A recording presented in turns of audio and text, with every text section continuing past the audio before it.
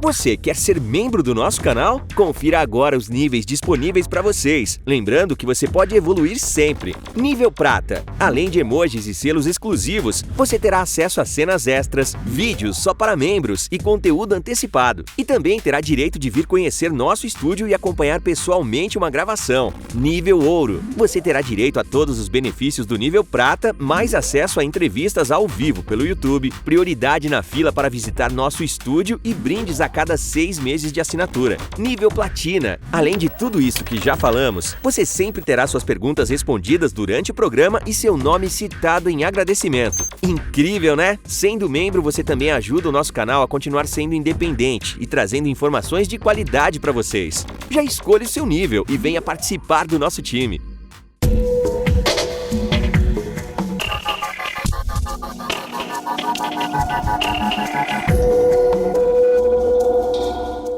Juraci Rosa Damasceno, 50 anos, ficou 3 anos preso em regime fechado e passou outros 3 anos aguardando a finalização de seu processo em liberdade.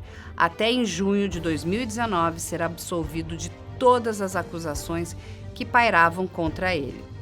Damasceno foi acusado pelo Ministério Público e pela Polícia Civil de ter assassinado a ex-mulher, Damares Nozaki de Moura, em julho de 2013.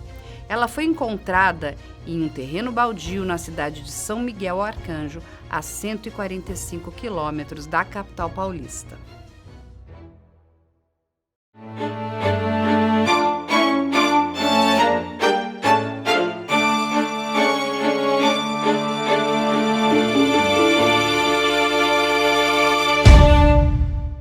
Olá, sejam todos muito bem-vindos. Eu sou Carla Albuquerque, estamos aqui hoje no Investigação Criminal. E eu tenho muitas surpresas. Nós estamos aqui com 2 grandes convidados, 2 especialistas. Um é muito conhecido de vocês já, que é o professor Rodrigo Pardal. E o outro convidado querido, quem acompanha o Operação Policial já deve ter visto muito o rosto dele, que é o nosso querido amigo aqui, o delegado Dr. Alexandre Zakir. Para quem não sabe, ele fez parte do programa piloto do Operação Policial lá em 2007. A primeira gravação com o DHPP foi com o delegado Alexandre Zakir. Seja muito bem-vindo, doutor Zakir. Obrigado, Carla. Obrigado pela oportunidade. Volta a casa, infelizmente mostrando a diferença e o quanto o tempo é implacável com a gente. Mentira, porque ele continua o mesmo. E o nosso querido professor Pardal aqui, o rei do direito penal aqui, as pessoas ficam enlouquecidas quando ele começa a falar e fala das leis, do...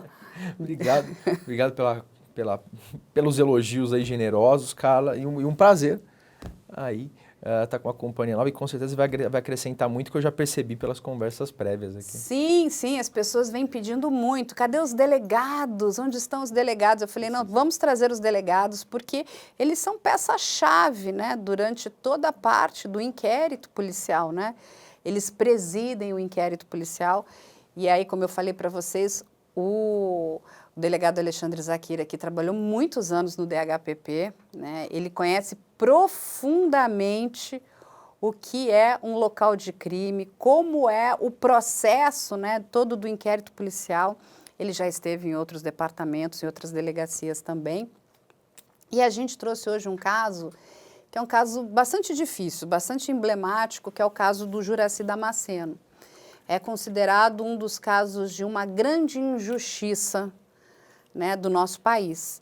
Infelizmente, os erros começaram desde a fase do inquérito até a fase ali do nosso tribunal do júri. Por isso que a gente tem aqui 2 pessoas, 2 feras que vão explicar para a gente aonde esses erros aconteceram, por que, né, qual seria, né, a probabilidade, por que esses erros, né, não foram contornados, porque eles poderiam ter sido contornados. E é mais uma vítima que passou aí 3 anos presa de forma injusta, de forma errada, pela morte de uma mulher que ele não é o autor do crime. E sabe o que é mais triste, meus caros amigos? É que o autor desse crime está solto. A pessoa que matou essa mulher está solta. Não sabemos se é um homem, se é uma mulher, mas ela não foi presa. E aí naquele atropelo, naquele assodamento, porque a gente até conversou um pouquinho antes, se eles achavam, né, que isso aqui tinha alguma coisa errada ou não, ou se foi simplesmente uma sucessão de erros, né, grosseiros, que aí um erro vai levando a outro erro, Aí eu vou passar aqui a bola para o nosso convidado, que eu espero que volte muitas vezes aqui, para o doutor Alexandre Zakir explicar para a gente que caso é esse. Carla, primeiro, não posso deixar de agradecer novamente a oportunidade e principalmente por ter um caso tão interessante, tão intrigante quanto esse. Carla, eu digo o seguinte, com relação à investigação de homicídio, ela é um eterno aprendizado. Por mais tempo que você trabalhe com homicídio, por mais tempo que você trabalhe com investigação de um modo geral, você está aprendendo todos os dias. E eu tive a oportunidade, mais uma vez, tendo acesso às informações do caso, aprender mais um pouco. O que deixa a gente muito incomodado é que a gente acaba tendo a oportunidade de perceber alguns pequenos erros que eles vão se somando a outros, vira uma verdadeira bola de neve dentro da investigação e ela acaba tomando uma proporção em que torna cada vez mais difícil por parte do Estado representado pelas suas instituições e pelos seus representantes tomar a decisão correta, acertada do ponto de vista de prova. Envolve também um outro aspecto que eu acho que é muito importante. Cada vez mais a sociedade ela tem se indignado, em função do acesso à informação, ela tem se indignado com a injustiça, o que é natural. É próprio do ser humano. Inclusive a gente tem citações bíblicas, né? Por exemplo, de bem-aventuranças. Bem-aventurados aqueles que têm fome e sede de justiça, pois vão ser saciados. Então é da natureza do ser humano ele buscar a justiça. E quando a justiça não vem no momento correto, ela nutre a sociedade dessa indignação. E essa bola de neve acaba gerando um sentimento de uma necessidade, uma vingança por parte do Estado, o que dificulta cada vez mais você fazer justiça. E esse caso, não sei se eu já posso entrar direto nele. A gente vê claramente o intuito de buscar uma vingança, de dar uma resposta, alguma resposta rápida para a sociedade daquele local. E você vê falhas na investigação que eu não sou capaz de acusar e imputar como sendo exclusivas por parte da autoridade policial, porque é muito confortável agora, distante do calor da ação, distante do calor das emoções que envolvem uma investigação dessa, você fazer críticas contumazes. Dizer, olha, ele errou por isso é muito confortável, mas a gente precisa apontar algumas inconsistências nessa apuração que geraram consequências para a vida de uma pessoa. Então a gente também tem um outro lado, uma pessoa que acaba tendo que responder por um crime que, no fundo, o tribunal do júri, que é soberano, reconheceu como não sendo ele o autor do crime. Você tem uma investigação que, num primeiro momento, ela é carreada, ela é robusta do ponto de vista de depoimentos, testemunhas. O doutor Pardal aqui vai ser um mestre aí para poder ensinar a gente como o direito trata a prova testemunhal, que até muitas vezes ela é tratada como a prostituta das provas.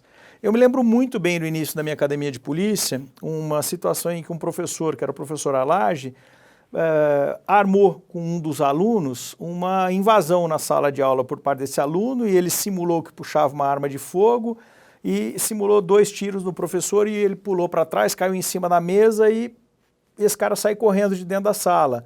Aí ele imediatamente vira para todo mundo, papel e caneta na mão, prova. Vocês vão descrever a cena que aconteceu aqui.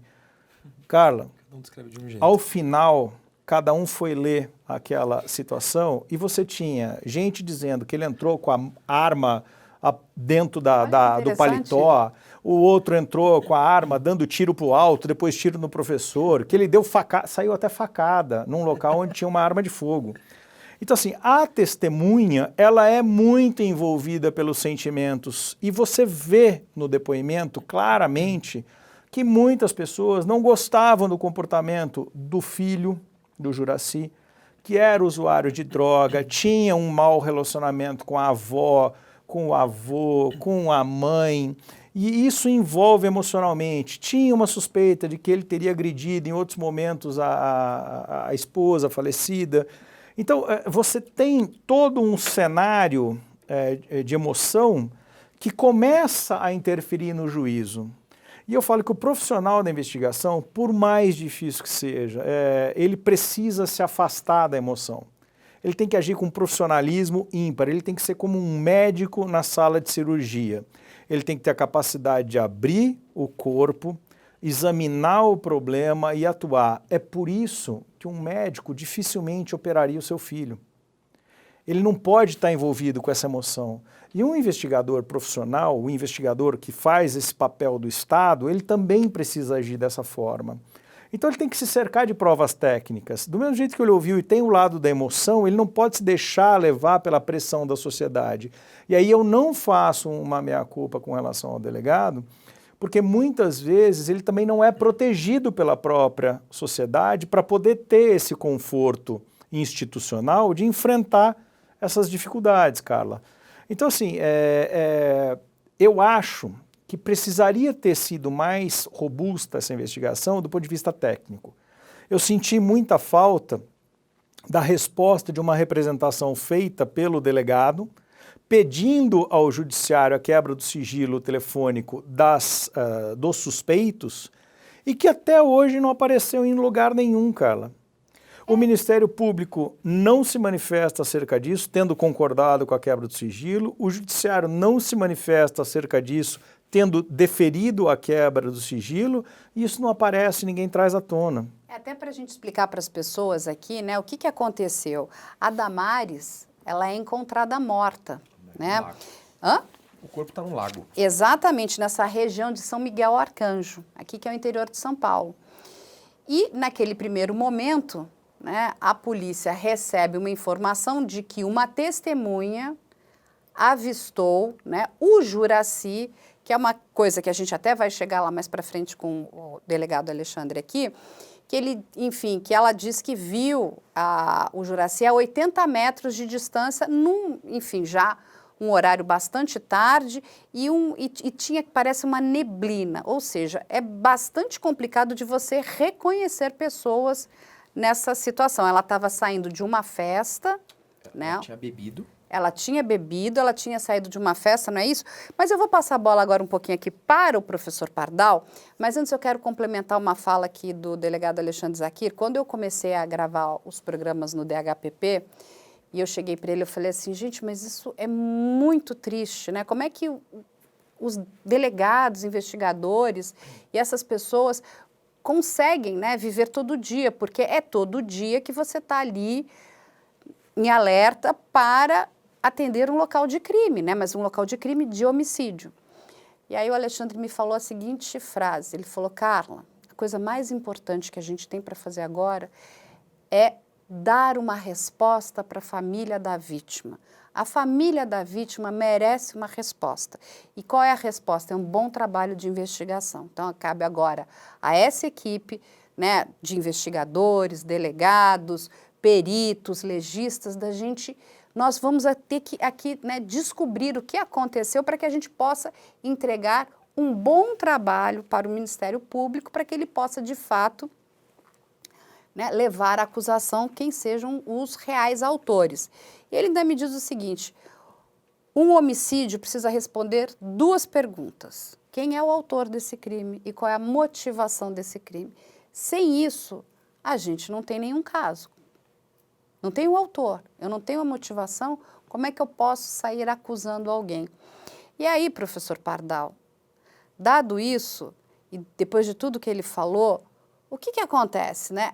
A gente tem que dar uma resposta para a sociedade, a gente tem que dar uma resposta para a família da vítima. Que resposta é essa que já começou toda errada e saiu continuando errada? Então, nesse caso, imediatamente, ele narra, o Jurandir, né? É isso? Juracy. Ele narra que ele não estava na cidade, de repente ele volta, e aí ele percebe que ele já passa a ser averiguado desse fato, em razão dessa testemunha. E ele fala para o delegado, olha, mas eu não tenho nada a ver com isso. E o delegado fala, isso é um problema seu. Isso ele fala para o delegado, numa reportagem que saiu no site da UOL, em que ele é ouvido.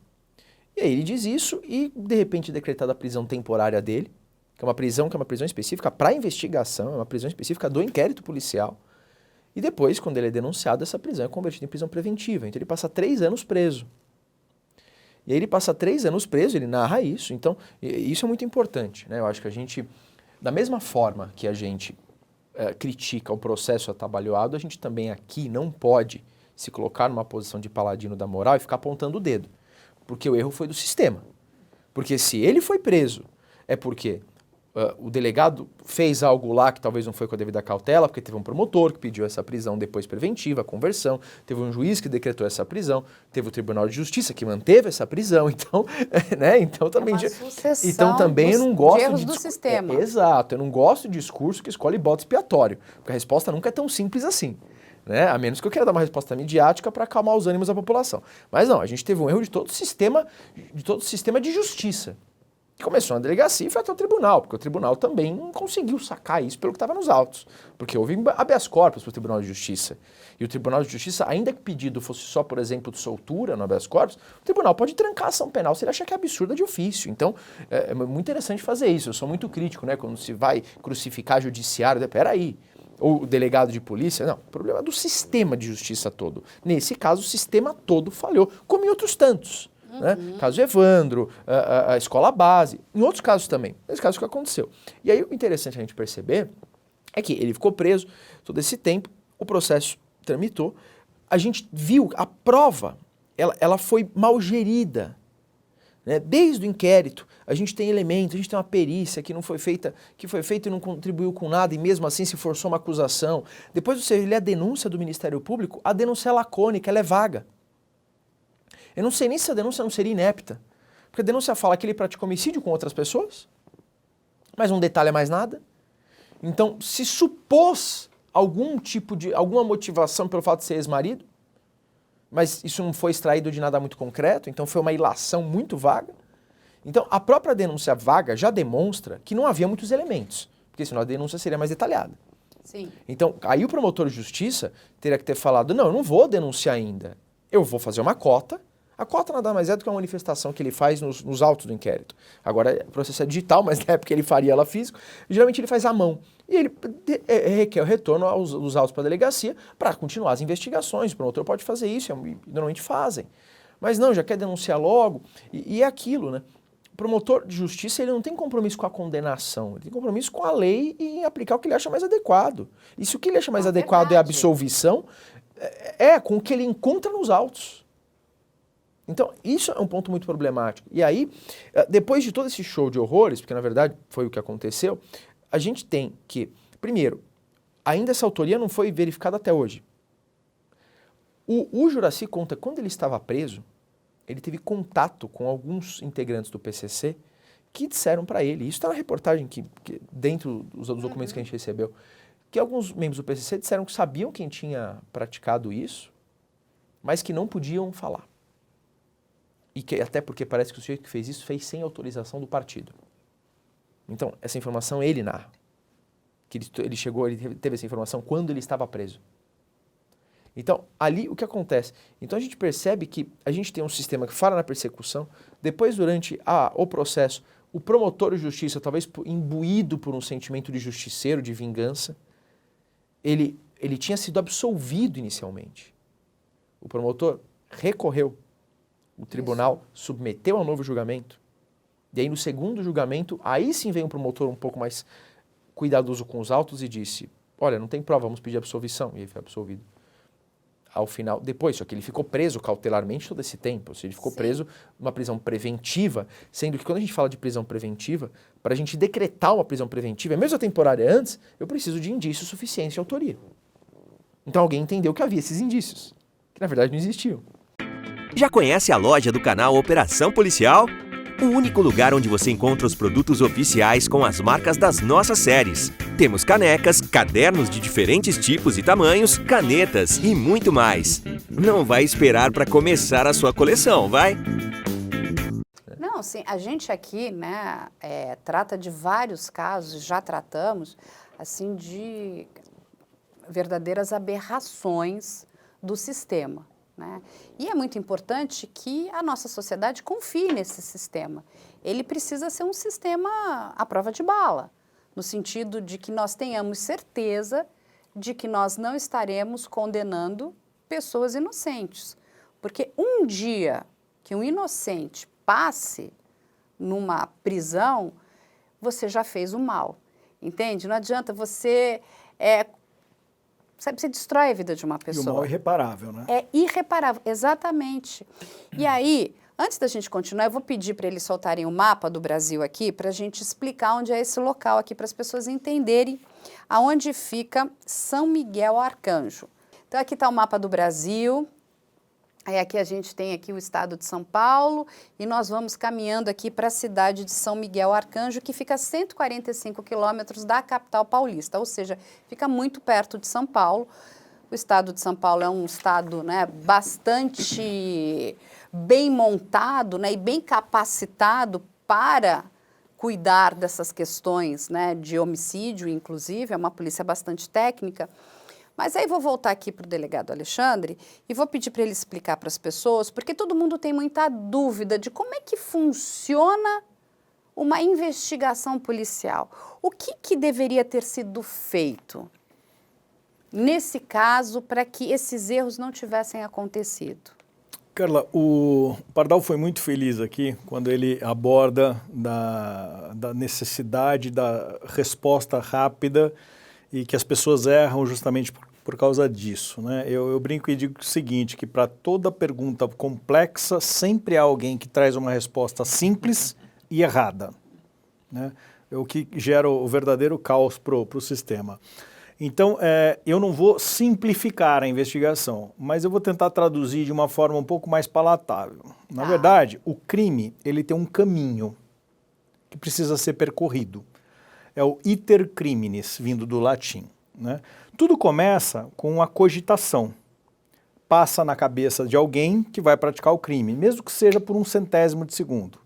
Depois, ele começa a atos que vão permitir que ele venha a executar aquele crime. Depois, a verdadeira ação, que é a execução, onde está o núcleo do que a gente chama de tipo penal, onde tem a ação. Por exemplo, matar alguém, você vai lá e desfere o golpe de faca e tira a vida daquela pessoa. Você pratica a ação. E depois o exaurimento, que pode ou não existir em alguns crimes, inclusive ele é tipificado de forma própria. No caso, em tela, sempre que você tem um crime, você precisa percorrer esse caminho do crime. E esse percurso, muitas vezes, ele não é feito de uma forma linear. Muitas vezes você começa a juntar peças, é como montar um quebra-cabeças. Você tem lá as 1.500 peças e você às vezes começa a montar pela periferia. Porque, eu tenho a peça retinha, na lateral fica mais fácil eu montar esse quebra-cabeça. Agora, existem alguns quebra-cabeças que você consegue identificar rapidamente, por exemplo, o sol nascendo, e você monta já aquele pedaço. O que você não pode esquecer é do contexto, do conjunto. Então, quando o delegado começa a ouvir as pessoas, ele o faz e faz de forma correta. Só que ele não pode se deixar levar por alguns depoimentos que envolvem lados emocionais. Inclusive, eu reparei que nos depoimentos do próprio Juracy existem contradições que não foram saneadas. Como, por exemplo, num dado momento ele diz que ele levou o filho dele e que o filho entrou na casa porque sabia onde a mãe escondia a chave. E num outro depoimento, o próprio Juracy diz que o pai da vítima atendeu a porta e estava de cueca vermelha. Então, assim, você vira e fala assim, mas espera aí, isso precisa ser esclarecido. Talvez o Juracy tivesse nervoso, tivesse tenso, lembrou de um outro dia, de uma outra situação. Então, quando o delegado está montando esse quebra-cabeça, ele não pode deixar esses detalhes passarem. Você tinha informação concreta de que ele tinha usado o telefone naquele momento. E isso, desde aquela época, era possível de se verificar através da triangulação de Herbes.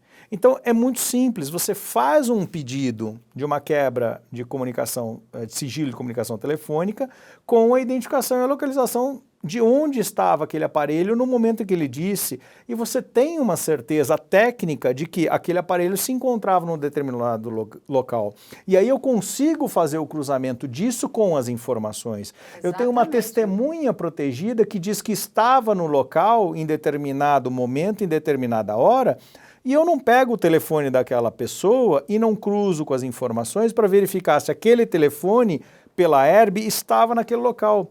Hoje em dia, a tecnologia é muito mais acurada, muito mais precisa, eu consigo identificar com 6 metros de diferença. Naquela época, eu tenho certeza que uma Herb pegava em 15, 20 metros, 25 metros. Eu já esclareceria se essa pessoa estava numa posição que ela conseguiria ter enxergado o que ela disse que enxergou, ou se realmente havia uma contradição expressa e impossível de ser aferida. Eu poderia identificar se teve a participação de pessoas naquele local do crime usando o telefone. Porque geralmente esses criminosos acabam usando um telefone, Carla. Exatamente. O autor, que foi acusado de ser o autor, o Juraci, que foi acusado de ser o autor e depois absolvido, esse cara diz que no momento em que aconteceu o crime, ele estava em casa e estava assistindo um filme. Ele assistiu um filme por onde? Pela televisão? Que filme era? Perguntou isso? Então, são muitos detalhes que são importantes de serem verificados e que muitas vezes, aos olhos de uma pessoa que não é um profissional de investigação, acaba passando desapercebido e que fazem toda a diferença. Você assistiu um filme? Assisti. Qual filme era? Ah, eu peguei no sono. Mas você assistiu o filme ou pegou no sono?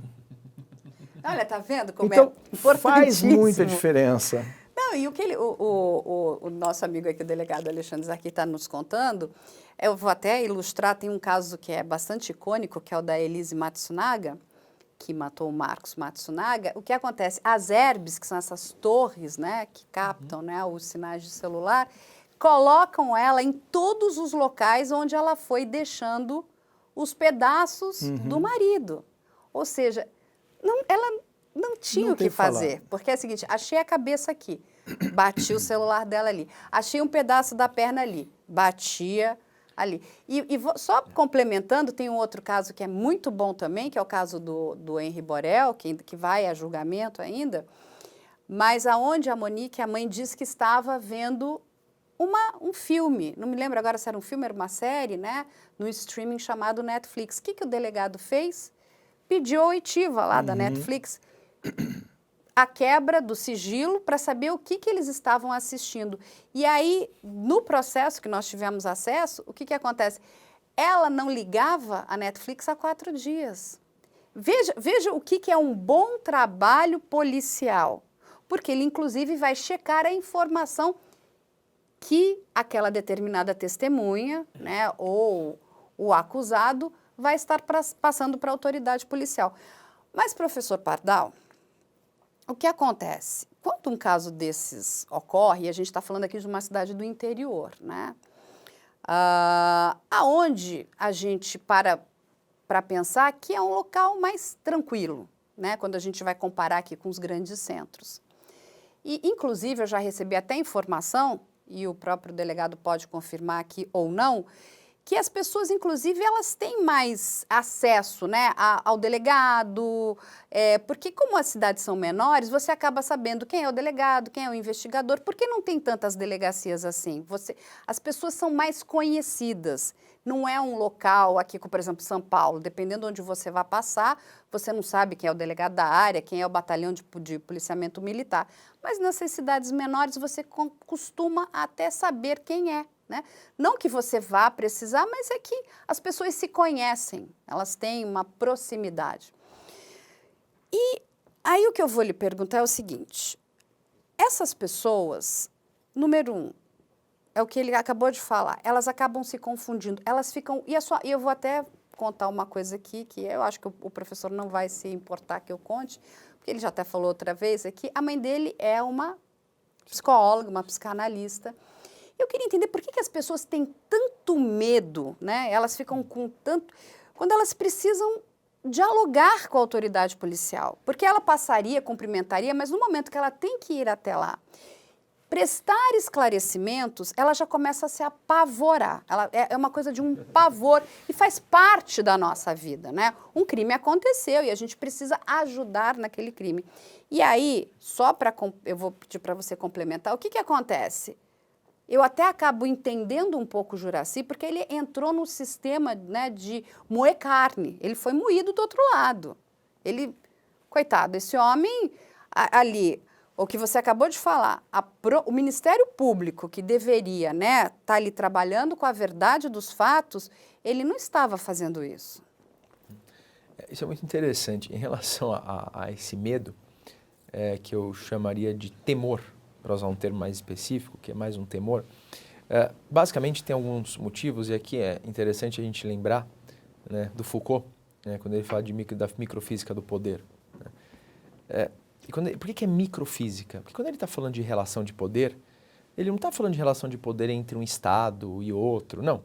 Ele está falando de relação de poder entre as pessoas. Então é no âmbito micro. É a relação de poder entre mim e você. Entre qualquer um de nós aqui. E ele fala, é muito interessante que ele vai falar que essa relação é uma relação dialética. Então, existe uma relação de poder da minha parte em relação à sua e recíproca também é verdadeira. Então, você necessariamente tem uma relação de poder aí. E quando você tem cargos públicos, notadamente relacionados à segurança pública, no âmbito criminal, esses cargos eles trazem consigo toda uma liturgia. Essa liturgia traz a percepção e que se intensifica quanto mais simples é a pessoa que está do outro lado, e quando eu falo simples, não é necessariamente uma simplicidade econômica, mas é de conhecimento, é cognitiva.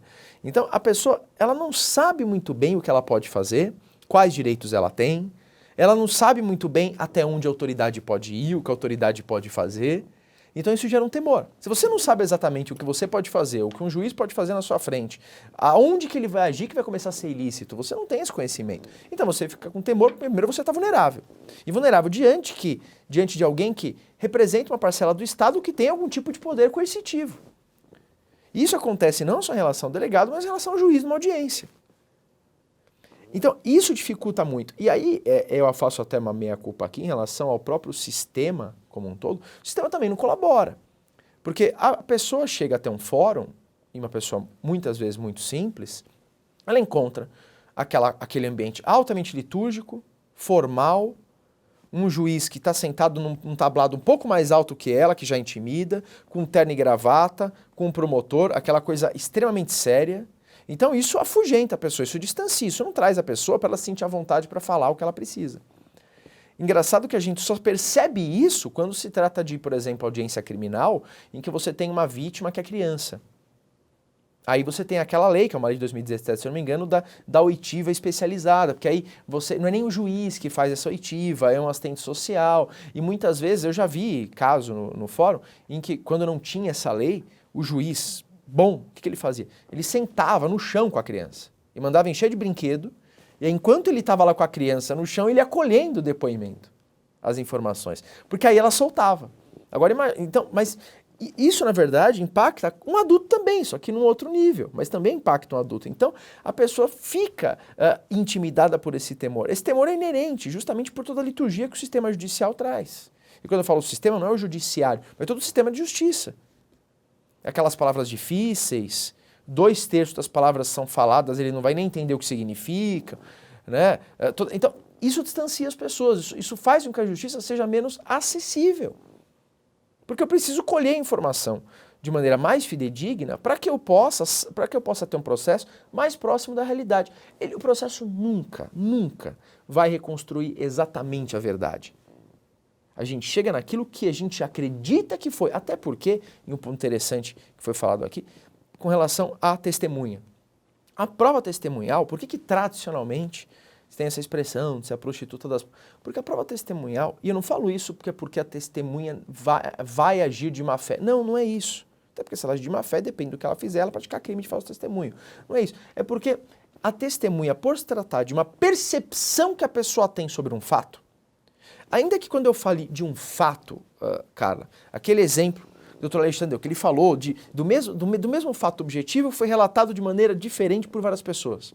Ainda que eu falei de um mesmo fato objetivo, uma determinada pessoa andando na rua, a partir da sua experiência pessoal, dos seus preconceitos, da onde você veio, da sua educação, você vai necessariamente fazer uma leitura diferente desse fato.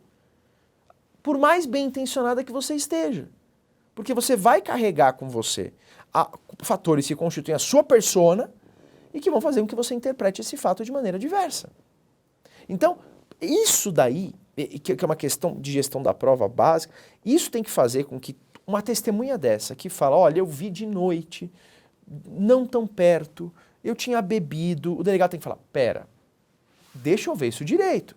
Deixa eu saber até que ponto que essa testemunha realmente eu posso levar a sério. Porque eu só tenho essa testemunha. É confiável. Exato. E às vezes ela é confiável, porque ela não está mentindo.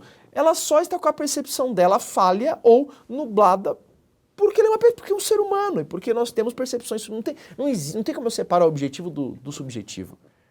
Quando eu tenho um fato, quando a pessoa narra esse fato, ela já está colocando o subjetivo naquela narração. Não existe uma narração neutra. Você vai narrar o mesmo fenômeno de forma diferente de mim. Então, por isso que o delegado teria que falar, peraí, eu preciso corroborar isso aqui. Ou não. Ou verificar que isso aqui não faz sentido. Porque é muito frágil. E não houve, me parece que não houve esse cuidado. Talvez pela necessidade, né, de dar uma resposta. Só que se você dá uma resposta errada, isso é mais destrutivo ainda. Então, esse problema, e aí aquilo também, aí chega o sujeito que está sendo averiguado, indiciado ou acusado, e ele, por ser uma pessoa muito simples também, ele tem menos traquejo, ele não sabe lidar com as autoridades, então ele fica intimidado, ele fica com medo de falar alguma coisa, porque ele nem sabe o que ele pode falar. Ele não sabe até onde ele pode ir, ele não tem informação suficiente. Então isso dificulta até a postura dele para deixar claro que aquilo é uma injustiça. Porque ele tem medo, ele não sabe se ele pode chegar para o delegado e falar, olha, isso é absurdo, etc., e o delegado fazer alguma coisa. Ele não sabe. O temor, ele decorre justamente do fato de eu não saber o que é capaz de ser feito. Só fazendo um parênteses, não, claro, esse claro, temor, lógico, Carla, claro. ele vem de casa. Vem de casa. É o temor reverencial que os filhos têm pelos pais. Existem pais hoje que se aproximam cada vez mais dos seus filhos e conseguem manter uma relação de troca.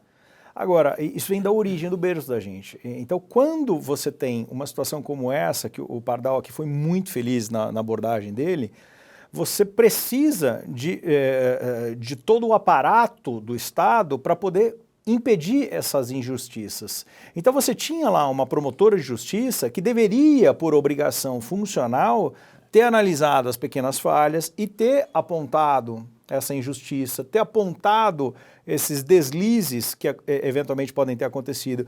Você precisa ter um advogado, no caso, ele precisa ser defendido, por isso que é obrigatória a defesa, para que esse advogado possa saber até onde ele pode ir com o delegado, para poder externar os pontos que foram inconsistentes. Porque assim, o que aconteceu aí parece que foi um abandono por parte do Estado como um todo, não por parte da polícia, não por parte do Ministério Público, não por parte do Judiciário, não por parte do advogado, mas foi um todo, um conjunto de abandonos. Ah, mas eu tenho convicção de que foi esse cara. Tá certo, não tem problema nenhum. Então me diga o porquê da sua convicção. E hoje, quando você pergunta o porquê para alguém, Carla, você nota que a sociedade nossa, ela está maculada com isso. Quando você pergunta um porquê para alguém, parece que você está ofendendo a pessoa. Mas eu estou dizendo, você não vai acreditar? Não, não é questão de não acreditar em você. Eu só estou querendo me informar. Não é pessoal. Hoje em dia, exato. Hoje em dia, eu diversas vezes, eu tenho sociedade com pessoas, amizades, relacionamentos. Às vezes você ouve uma informação da pessoa e você vira e pergunta, mas por que você pensa isso? A pessoa fica incomodada, Carla, porque ela acaba tendo que se expor para poder dizer o porquê da sua convicção. E muitas vezes a convicção dessa pessoa é formada de forma muito superficial. É o que eu brinco, que você tem um conhecimento de lago ou um conhecimento de poço. O conhecimento de lago é super amplo, espalhado por toda a região, mas se você pular de cabeça, você vai bater a cabeça no fundo. Ele é muito raso. Já o cara que tem um conhecimento de poço é aquele conhecimento que vai, desce, vai lá no fundo e você tem a possibilidade de ir a fundo sobre aquela questão. E hoje, o meio de comunicação que nós temos, acessível a qualquer pessoa, ele é salutar, é importante, mas as pessoas precisam ter mais calma. Elas precisam tuitar menos. Vou falar do Twitter porque é a bola da vez. Né? A gente brinca que é o Hitler às vezes, né? Muito. E outra, você, na época que eu comecei a abrir minha conta no Twitter, eram 142 caracteres. Você não podia falar mais do que aquilo. Eu lembro até hoje, eu teve um momento na nossa história que você teve uma propaganda de um jornal que dizia, o Jornal do Futuro, títulos grandes e textos curtos. Eu olhei aquilo e falei, o jornal pode se prestar a qualquer coisa menos a isso. Não é jornal. Não é jornal. E você tem hoje, então, um acesso à informação extremamente violento e a necessidade de dar uma resposta muito rápida e que geralmente é equivocada. Não, e até vou falar uma coisa para vocês, eu vou jogar aqui nessa conversa a questão da imprensa, né? Que ela também tem uma sede tão grande de resposta, né? Uma coisa tão midiática, né? Aquela coisa que a gente chama de hard news, que é aquela notícia do momento, que ela também não faz o trabalho que ela deve fazer, né? Que é averiguar, checar os fatos, para saber se, inclusive, ela não está vendendo uma notícia falsa. Tem vários casos que a gente traz aqui, como vocês já falaram, Escola Base, as Bruxas de Guaratuba, enfim, a própria história da Elisa Samúdio com o goleiro Bruno, que, enfim, a imprensa vendeu que a moça tinha sido comida por cachorro, depois foi emparedada, depois tinha virado micro-ondas. Cada hora ela compra uma loucura. E é papel da mídia também investigar, porque nós, do lado da imprensa, precisamos assegurar a verdade, né? Para que a gente não repasse uma mentira, porque olha a responsabilidade. Quando a gente vê o caso desse senhor, que é uma pessoa simples, do interior de São Paulo, e que se viu colocada dentro desse quebra-cabeças mal montado, ele não sabe nem para onde ele vai. Porque é o seguinte, muitas vezes essa pessoa não tem dinheiro para contratar um advogado, não é verdade? Eu estou mentindo aqui. Só que ela está lutando contra o aparato do Estado. E eu sei que você é um delegado que sempre prezou, né, pelo bom trabalho da investigação. Não é... Eu já estive várias vezes com o delegado Alexandre Zaquiri e ele falou, não, a gente não sai condenando por condenar, ou, sabe, eu vou colocar essa pessoa aqui no rol dos criminosos porque eu preciso achar algum criminoso, porque eu tenho que dar um check no meu checklist aqui, porque isso está errado. Você está cometendo uma injustiça. E não só está cometendo um outro crime, né? Porque você deixar uma pessoa presa... Aí um ponto interessante, o Alexandre comentou uma coisa sobre o Twitter, e aí a Carla falou, a imprensa, o problema hoje, Carla, é que a informação é diluída, ela não depende mais da imprensa, só. Hoje nas redes sociais, se acontece algum escândalo, alguma coisa, o cara não vai olhar no Estadão, na Folha de São Paulo, ele vai olhar no perfil do Instagram daquele cara que ele segue. E o problema disso é que nem sempre esse cara que ele segue tem o dever ético de conferir a partir de fontes, que é algo que a imprensa tradicionalmente tem, a grande imprensa tem. Deveria ter, né? Ela não é imparcial porque nenhuma imprensa é imparcial. Todo grupo de imprensa tem grupo econômico por trás, então não é imparcial. Mas ela tem um dever mínimo, pelo menos, até porque ela responderia por isso, é um pouco mais complexo. Agora, o sujeito na rede social, ele quer ganhar like, ele quer ganhar engajamento. Então, ele quer postar logo. Então, eu vejo isso na minha área. Eu tenho, assim, pelo menos meia dúzia de exemplos, Carla, de casos, ainda mais agora com as eleições que aconteceram, de informações que vieram, de tudo que é jeito para tudo que é lado, que a gente viu depois que não tinha nada a ver. Eu vou dar um exemplo que nem tem a ver com as eleições, mas vocês devem se lembrar de um caso que apareceu na mídia, porque o juiz condenou por estupro culposo. É verdade, Isso vazou. E aí eu fiz um vídeo explicando por que isso não fazia sentido. Bom, todo mundo ficou 2 dias criticando esse juiz. 2 dias. Para depois de 2 dias, a sentença ser publicada e descobrirem que o juiz em nenhum momento usou a expressão estupro culposo na sentença. Ou seja, as pessoas estavam falando sobre algo que elas não tinham lido e colocando na boca do juiz, entre aspas, na sentença, no texto da sentença, uma informação que não existia. Fora o fato de ter colocado o nome desse juiz na mídia, criticado o magistrado. Percebe? Então, isso acontece aos montes. Uma aluna virou para mim assim: professor, o que você acha da decisão do TSE que removeu perfis de rede social? Aí eu respondi: eu não sei, porque eu não li a decisão. Aí ela: nossa, que incrível, você é o primeiro que fala isso. Mas é óbvio. Como é que eu vou falar de uma decisão? Então essa coisa da rede social, da informação para ontem, faz 3 semanas também, chegou a informação de que o STJ tinha entendido que se o Ministério Público pede a absolvição, o juiz não pode condenar. Que é uma tese antiga que existe em alguns autores de processo penal. Bom, começaram a postar isso. Depois de um dia, a gente foi ler a decisão, também não era isso que estava na decisão. E aí teve promotor de justiça que dá um cursinho postando isso, um monte de gente. E o acórdão do STJ realmente estava confuso, porque teve voto divergente. Então, estava confuso de entender o que eles tinham decidido e se isso fazia parte da decisão. Só que se está confuso, você para e lê. Então, perceba que isso acaba gerando muitas vezes também um julgamento antecipado por parte da população a partir de um conhecimento que, se não é raso, é errado. Porque ele está baseado numa premissa fática errada, ou numa notícia errada, ou numa leitura desatenta. Não, a gente está hiperconectado, né? E, enfim, quando a gente fala de 2013, a gente já tinha as redes sociais aqui bombando. Mas eu não acho nem que a rede social tenha influenciado o caso do Juracy. Eu acho que aqui é uma outra questão, que eu acho que eu até vou perguntar aqui para o Alexandre, mas essa questão hoje do imediatismo, é que a notícia sempre teve esse caráter a necessidade de ser imediata, porque eu preciso do furo, né? Eu tenho que te furar antes, vai sair o jornal A, B ou C, quem que vai dar primeiro? E aí você fica nessa ansiedade, e a ansiedade, nos leva a erros assim grosseiros e absurdos, e pior, a erros maldosos, porque muitas vezes, quando a gente pega, de novo, vamos trazer aqui o caso das bruxas de Guaratuba, a imprensa já sabia, ou pelo menos tinha noção de que coisas erradas estavam acontecendo naquele processo da prisão daquelas 7 pessoas que hoje já estão confirmadas que são todas inocentes. Mas o que ela fala? Não é essa história que eu vim cobrir. Por quê? Porque não é uma história que vende, não é história boa. Isso é uma vergonha, isso é muito vergonhoso. É o problema da escola base. A gente já trouxe esse caso aqui e foi até levantado pelo próprio professor Pardal, que ele diz o seguinte: vamos lá, quanto é que custou a ação para os veículos de comunicação? Custou X. Fazer a conta. Até hoje não foi pago, né? Só os menores é que tiveram que pagar. Né? Os grandes veículos ainda não pagaram. Aquelas pessoas já morreram. Olha o tamanho da injustiça.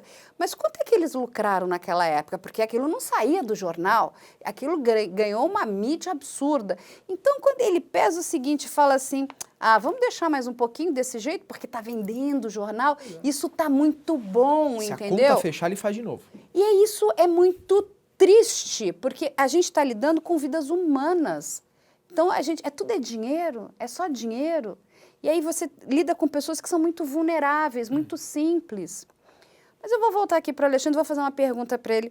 O que você acredita que precisa ser feito? Porque aqui nesse caso teve vários erros, né? Mas teve um grande erro na investigação, né? Em relação até ao próprio delegado. O que a gente precisa fazer? Porque, assim, é muito triste. Eu não sei se foi despreparo, eu não sei o que aconteceu aqui, né? O que está faltando motivação, porque assim é a vida das pessoas. Quando a gente trata de um crime, primeiro de um crime que não foi esclarecido e depois um outro crime foi cometido porque uma pessoa ficou presa há 3 anos e assim, as pessoas ficam, a sociedade fica assim, estarrecida. Carla, eu assim, primeiro, me perdoa, mas eu preciso fazer uma observação. Eu acho que houve um grande erro do delegado. Eu acho que ocorreram diversos erros. Houve, inicialmente, uma falha aí por parte do delegado, mas também houve um grande erro por parte do Ministério Público, houve um grande erro por parte do Judiciário, tanto de primeiro grau quanto de segundo grau. O que eu acho que nós estamos vivendo hoje é um grande erro social. as pessoas, para corrigirem este erro, elas precisam olhar para a verdade das suas instituições, das suas funções, buscar a essência de cada uma delas, fazer uma digressão do que é o papel de cada um. A imprensa, qual é o papel dela? É noticiar ou é opinar? Porque eu não vejo hoje uma notícia que não seja carreada ou acompanhada de uma opinião. Sim, é opinativa. Hoje você tem toda notícia seguida de uma opinião. E isso acaba tirando das pessoas a capacidade de refletir, de raciocinar e ter a própria opinião. A gente sempre acaba abraçando a opinião de alguém. Então eu acho que hoje o papel da imprensa eu não quero criticar, mas eu quero que ela faça uma autocrítica, que ela reflita sobre o seu papel. Como eu acho que os delegados têm que refletir sobre o seu papel, como o Ministério Público tem que refletir sobre o seu papel. O Ministério Público não é um condenador, ele não é um propositor de inquisitor, né? condenação, um inquisitor. E olha, você me falou de inquisição. Você quer saber o que eu equiparo ao momento que a gente vive da sociedade hoje? Ao momento dos feudos. A gente tem a história da humanidade, um momento em que as pessoas viviam nos feudos, que era uma pequena porção de terra ali cercada, onde você tinha um senhor feudal tomando conta da vida de todo mundo, e ele tinha acesso a tudo e a todos. E a informação circulava muito rápida, porque era uma comunidade muito pequena, todo mundo tinha acesso a qualquer coisa, e sempre tinha aquela senhorinha que ficava na janela tomando conta da vida de todo mundo. E ela propagava a notícia, e aquela notícia chegava e o senhor feudal tomava a decisão. E hoje, com acesso à informação violentíssima, rapidíssima, todos nós somos aquela senhorinha que fica na janela tomando conta da vida de todo mundo. E nós temos acesso muito rápido a qualquer opinião, a qualquer notícia, e imediatamente fazemos o nosso juízo sem uma digressão, sem uma análise mais calma, aprofundada. Hoje, se você pedir para alguém calma para falar, a pessoa fala, não dá tempo. O que eu mais ouço, sabe o que é? Você é muito prolixo, Alexandre. Você demora demais para construir seu raciocínio. Tem que ser mais rápido. Jura? Fala mais rápido. Vai, vamos lá. É um absurdo, né? Cadê a resposta? E aí, qual é o ponto de vista?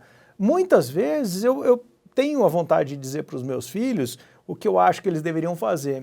Eu não faço. Eu acabo jogando questões para eles e pedindo para que eles reflitam. Porque você estimula o raciocínio e hoje o que a gente tem feito para a sociedade é desestimular o raciocínio como um todo, viu, Carla? Eu não vou colocar a culpa na imprensa, eu não vou colocar a culpa no judiciário, no Ministério Público, na polícia, porque é uma pressão social muito grande para uma resposta imediata. Então, assim, eu acho que hoje, infelizmente, a gente precisa se rever. A gente precisa rever o papel de cada um.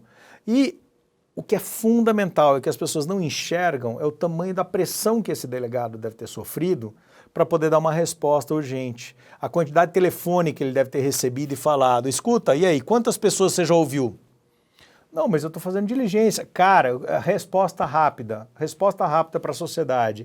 E aí eu não vou colocar a culpa no chefe dele. Porque o chefe dele deve ter recebido um telefonema de cima que veio de um outro cara de cima e que veio de uma outra notícia que algum burocrata deve ter lido e dito, opa, nessa cidadezinha a 140 quilômetros de São Paulo, que é uma cidade pacífica, não tem homicídio nenhum, como que teve um? Eu quero uma resposta urgente, cadê? Me traga a resposta. Então é esse conjunto e aí você tem a falta de credibilidade por parte do Estado, que precisa responder de qualquer forma, de qualquer jeito, rapidamente. Então é um conjunto de coisas, cara, a gente precisa se rever enquanto sociedade. O que é muito triste, né? Você vir aqui para uma conversa, para um bate-papo, onde você chega à conclusão de que, olha, a gente precisa rever. Você quer ser membro do nosso canal? Confira agora os níveis disponíveis para vocês. Lembrando que você pode evoluir sempre. Nível Prata. Além de emojis e selos exclusivos, você terá acesso a cenas extras, vídeos só para membros e conteúdo antecipado. E também terá direito de vir conhecer nosso estúdio e acompanhar pessoalmente uma gravação. Nível Ouro. Você terá direito a todos os benefícios do nível Prata, mais acesso a entrevistas ao vivo pelo YouTube, prioridade na fila para visitar nosso estúdio e brindes brindes a cada 6 meses de assinatura. Nível Platina. Além de tudo isso que já falamos, você sempre terá suas perguntas respondidas durante o programa e seu nome citado em agradecimento. Incrível, né? Sendo membro, você também ajuda o nosso canal a continuar sendo independente e trazendo informações de qualidade para vocês. Já escolha o seu nível e venha participar do nosso time. Não, mas eu acho que é muito importante a gente fazer essa análise, né? E nós sermos todos muito, eu acho que adultos e maduros para entender o momento que estamos vivendo, porque senão esses erros vão continuar acontecendo. É o que vocês estão, né, nos dizendo aqui. É tudo com uma urgência, é para ontem, é feito de forma atabalhoada, é simplesmente para, sabe, dar cala a boca, né? Olha, tá aqui, já descobri, é esse, então se não é, vai ter que ser esse, porque a pressão é muito grande. E aí eu vou fazer uma pergunta aqui para o nosso amigo professor Pardal, como é que a gente corrige esse erro? Porque esse é o que a gente estava até conversando antes. Eu falei, nossa, que triste a história do Juracy, e vocês dois me disseram, esse é só mais um. Mas quantos mais precisarão acontecer para que a gente pare e fale, não, chega, agora é um basta, né? Porque não está dando mais. Bom, primeiro ponto, a gente não pode cair na ilusão de achar que não haverá mais erros. Mas como é que a gente diminui? A gente diminui, a gente não tem que focar em diminuir, a gente tem que focar em quais instrumentos que a gente vai usar. A diminuição é consequência. Então, quando você fala, por exemplo, de como diminuir erros do sistema de justiça. Primeiro, isso começa pela formação, depois que o cara é aprovado no concurso. Então, o agente público, ele tem a forma como você faz um curso de formação, e você tem curso de formação da delegacia de polícia, da delegacia não, departamento de polícia, né, da escola da polícia, você tem curso de formação no Ministério Público. Esses cursos de formação fazem muita diferença. Primeiro, porque ele já vai mostrar como lidar com uma situação dessa. Porque o delegado, ele vai sofrer pressão. Ele vai sofrer pressão. Então, ele tem que saber lidar com isso. É inerente à função dele. E quanto mais importante o caso, maior vai ser a pressão que ele vai sofrer. Então, ele tem que saber lidar com isso. Isso está no pacote da função dele. Esse é um ponto importante. Agora aqui, o que acontece? Primeiro ponto, né? Como é que você consegue resolver na parte investigativa? Você precisa ter mais, e esse é um problema que não depende da Polícia Civil, você precisa ter um aparato tecnológico melhor. Né? Se a polícia é menos sucateada, como é daqui de São Paulo, ela tem mais condições de investigar. Agora, tem lá um computador na delegacia, tem dois, o computador mal funciona, tem uma viatura só, que é ruim, aí se usar a viatura, ficar sem viatura para outro investigador fazer outra coisa, aí fica complicado. Se você tem uma estrutura, uma tecnologia mais sofisticada, se você investe nisso, né, você consegue ter uma investigação mais lapidada. Então, esse sucateamento que a polícia vem passando e não é de hoje, também dificulta bastante o trabalho, porque os caras têm que tirar leite de pedra. Não estou falando que justifica, mas contribui também.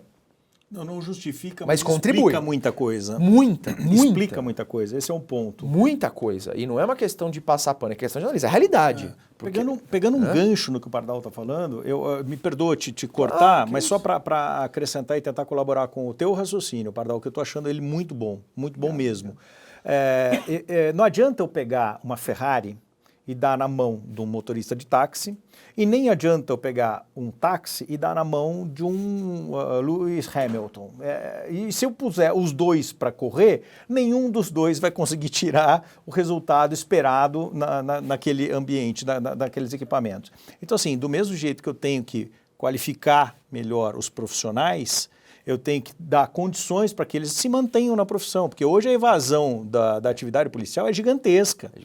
Então, assim, a gente tem um desestímulo profissional, de carreira, não só financeiro, então é um conjunto de coisas. E o mais importante, e aí eu vou fazer uma piada que só nós vamos conseguir entender, viu, Carla, que eu duvido que o Pardal vai entender, mas precisa ter o coração desse Pardal que lembra aquele professor Pardal que eu via nos gibis. Não pode se vender para o tio Patinhas. Então, esse Pardal que está mostrando o tamanho de coração que ele tem com relação à esperança, à criação de mecanismos, essa coisa inventiva, talvez ele tenha herdado do professor Pardal lá de trás, que a gente viu nas histórias em quadrinho. Então, eu só posso te dizer uma coisa, eu acho que o caminho para a sociedade é um pensamento como o teu.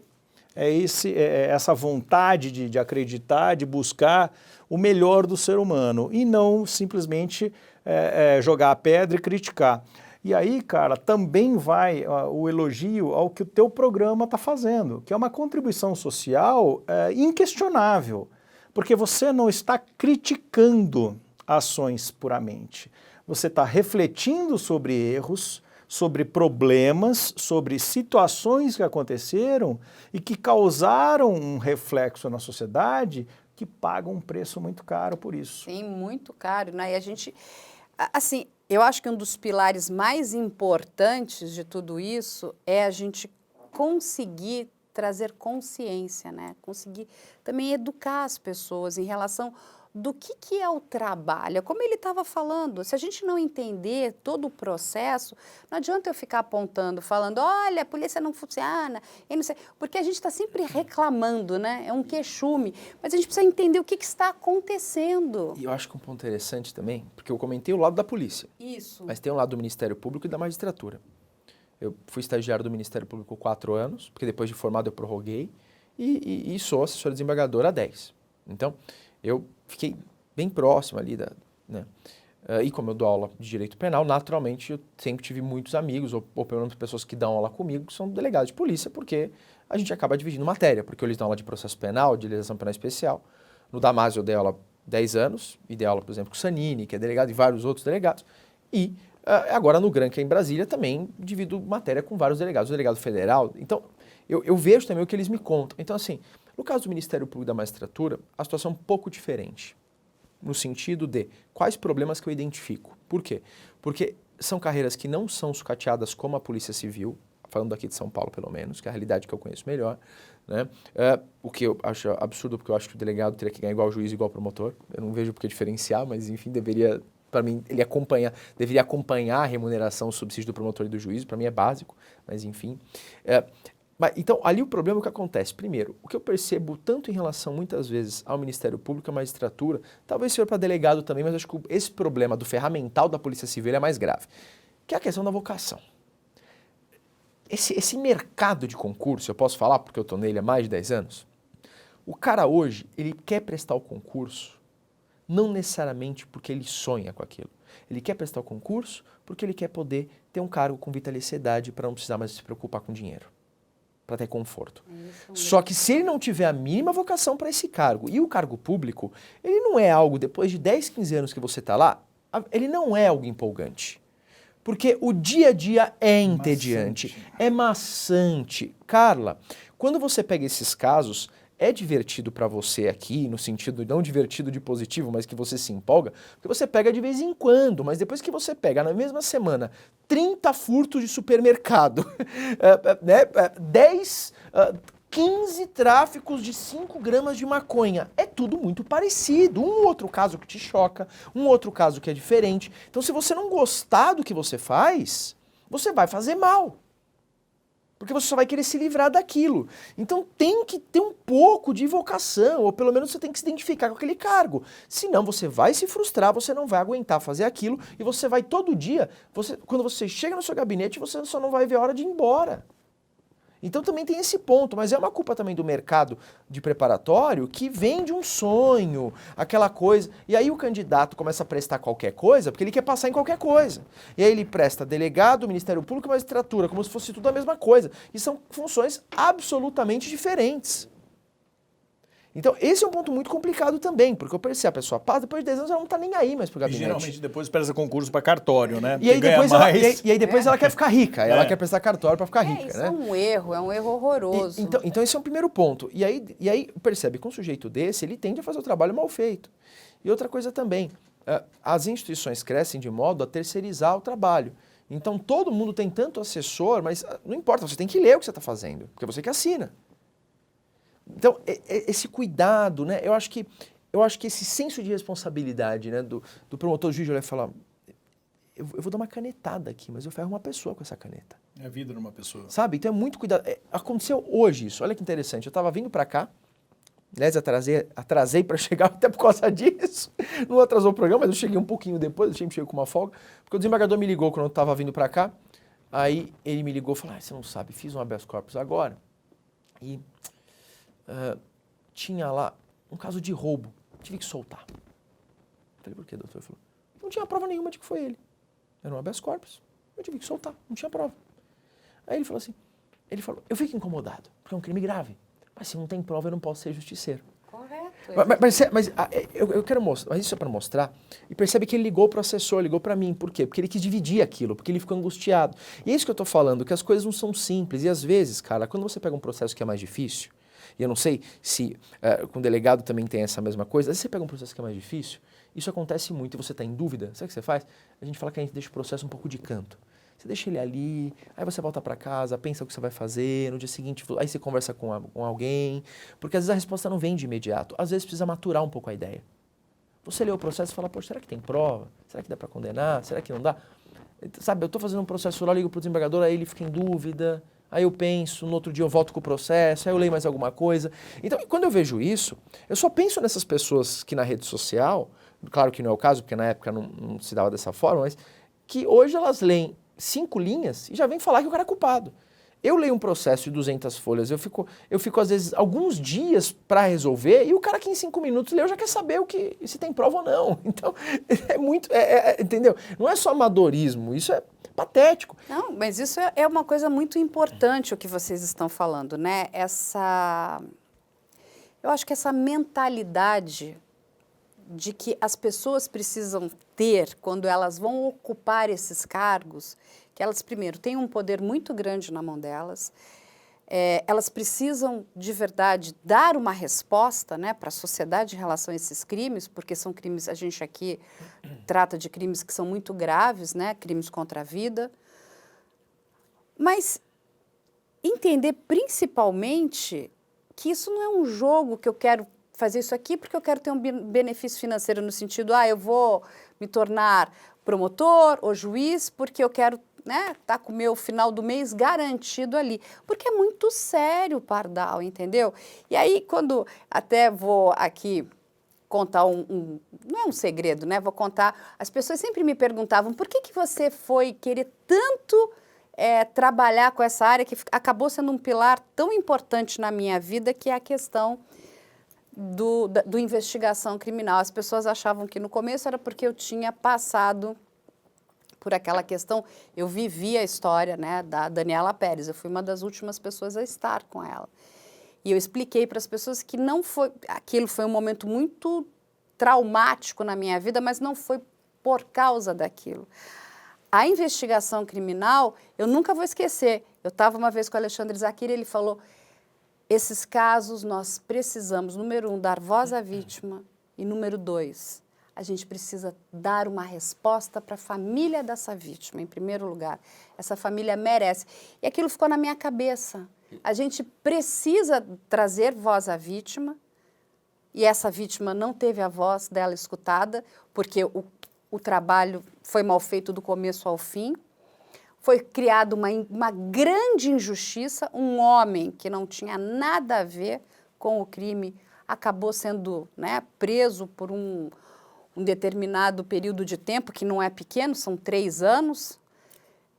E, de novo, é um crime que não foi esclarecido, é um erro.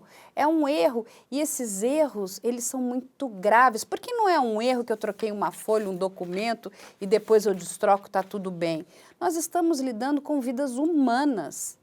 Uma mulher foi morta e até hoje esse crime não está esclarecido. E um ponto interessante, quando a gente vai para a vitimologia, eles traçam as fases de tratamento da vítima no processo penal.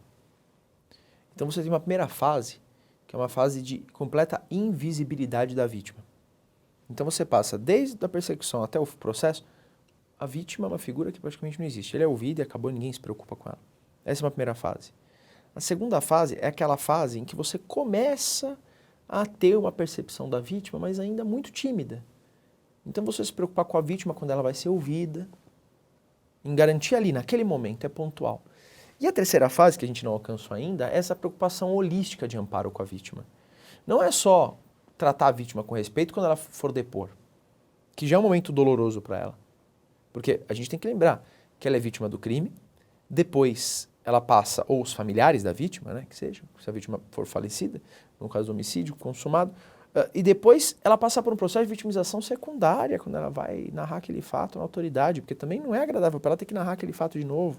Principalmente quando a gente fala de vítima de estupro. Exato. E depois o processo de vitimização terciária, porque aí a vítima depois, perante a sociedade, as pessoas sabem que ela foi vítima de um crime. Então, a gente tem que... Essas fases de tratamento da vítima, a ideia é, como é que eu amparo essa vítima depois que acaba o processo? Tanto a partir do momento do fato, mas depois que acaba o processo. Porque o sujeito foi condenado, mas e agora? Como é que fica a questão de eventuais transtornos que essa vítima vai ter em relação ao crime, problemas que ela... Eu cansei de pegar processos de roubo e de crime sexual, em que a vítima fala, olha, depois do crime, esse primeiro relato, mais relacionado a crimes de roubo, em que o sujeito invade casa, geralmente os crimes de roubo em que o sujeito invade a casa, eu percebo nos processos são os que geram mais trauma na vítima. Por quê? Porque ele invade o lugar em que a vítima se sente mais protegida. Então, isso gera uma percepção de que alguém pode invadir a casa dela a qualquer momento, porque se já aconteceu uma vez. Então, é muito comum eu ver declaração de vítima dizendo assim, depois disso eu tive que mudar de cidade. É muito comum. E aí o Estado já não existe mais, já não está mais lá para amparar essa vítima, para fornecer nada. E quando é caso de crime sexual, eu começo a perceber, aí vem depois de anos, vem o namorado da vítima. E aí o namorado quer ter relação sexual com a vítima e a vítima não consegue nem deixar que ele encoste. E aí ele descobre por causa disso. E ela só cria coragem porque o namorado falou, você tem que contar. E às vezes, porque o namorado tem 17, a menina tem 15, e aí ela começa a contar que ela era abusada quando ela tinha 11, e ele só percebeu isso porque ela não conseguia encostar nele por causa do trauma do estupro que ela sofreu de vulnerável. Então, essa vítima ficou vivendo com isso o tempo todo, e depois o Estado não ampara como deveria, depois do crime, não dá uma assistência psicológica, etc. Não oferece nada. E a gente está falando de não oferecer nada num país em que 90% da população ganha até R$2.000 por mês. Ou seja, não adianta você virar para essa pessoa e falar, contrata um psicólogo particular. Não tem condição de contratar isso. E isso vai gerar problema no relacionamento dela, isso vai gerar problema na educação do filho, da filha dela, porque ela foi uma pessoa violentada, a gente não sabe que tipo de trauma que isso gerou.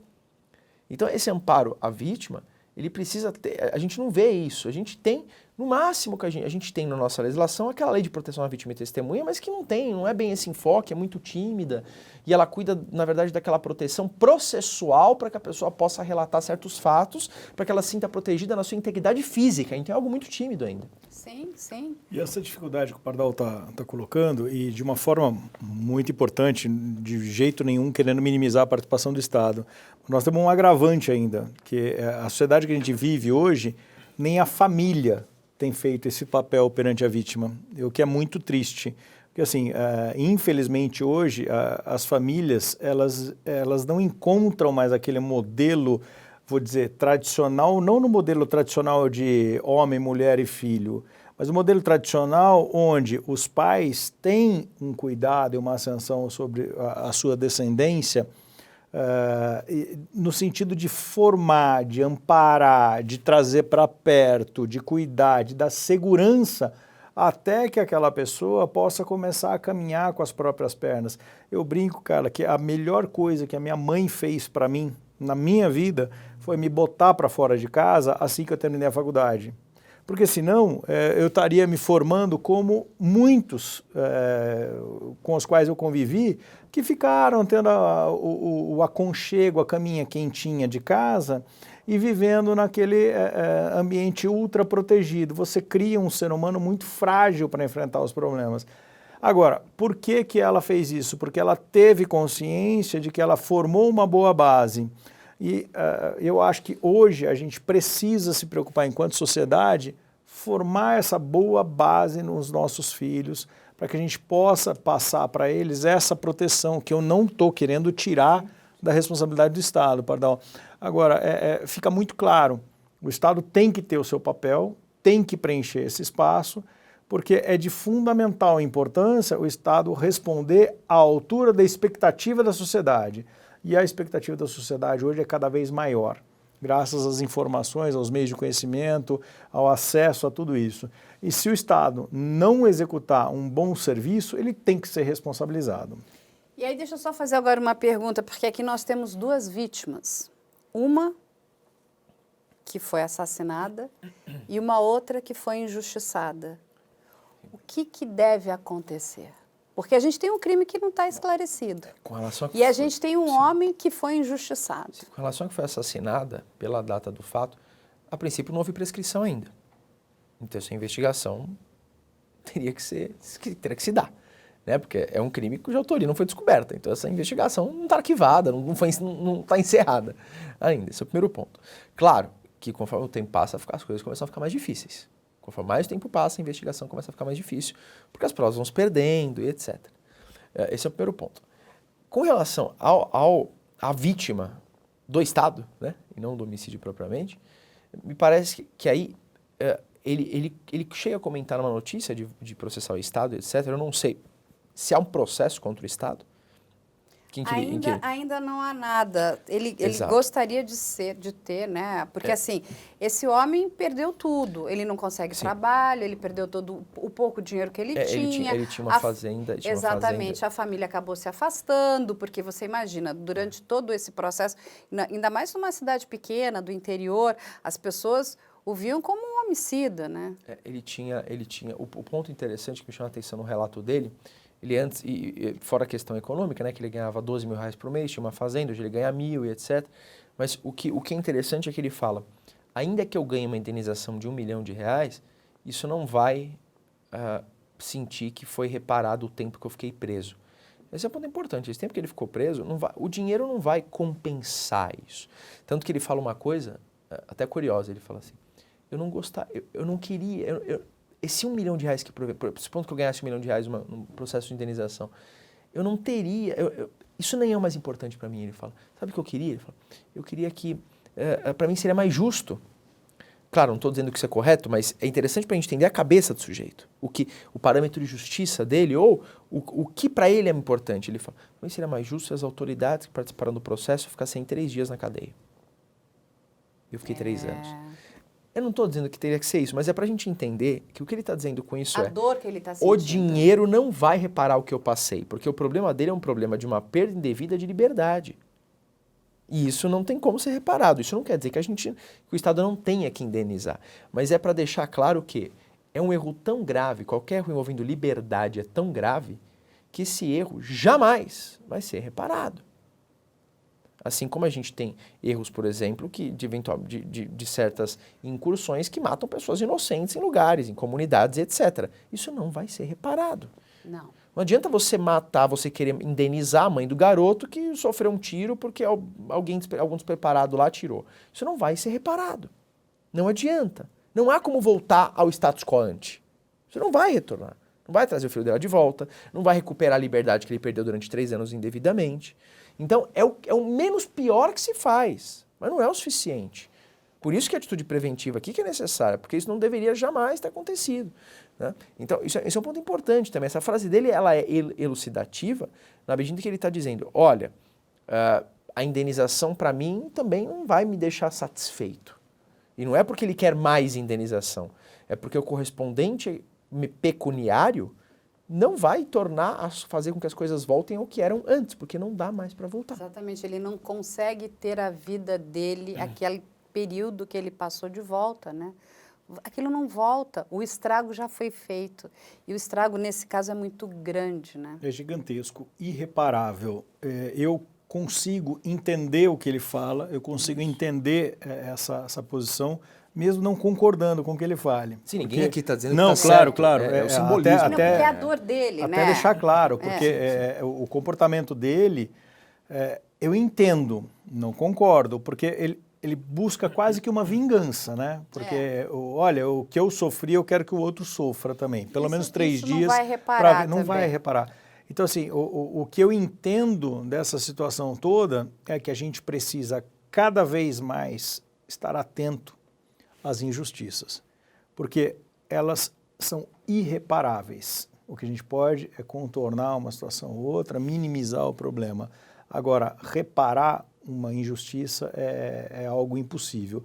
E ele precisa cuidar do coração dele, o Juracy. Ele precisa cuidar do coração dele, do coração, não o órgão físico, mas o órgão o emocional, emocional, né? espiritual dele, A que alma, né? é para poder passar por esse problema, essa mácula, é o que...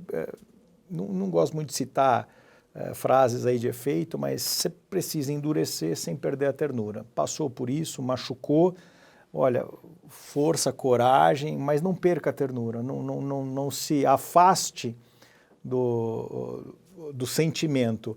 Foram 8 anos que eu trabalhei no departamento de homicídios, Carla. Outro dia eu estava fazendo as contas de quantos locais de homicídio eu devo ter acompanhado.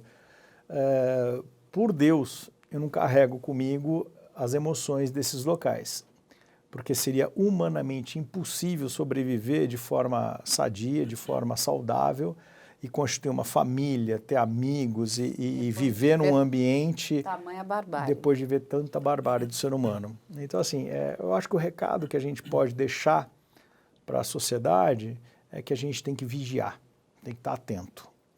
Vigiar, atento.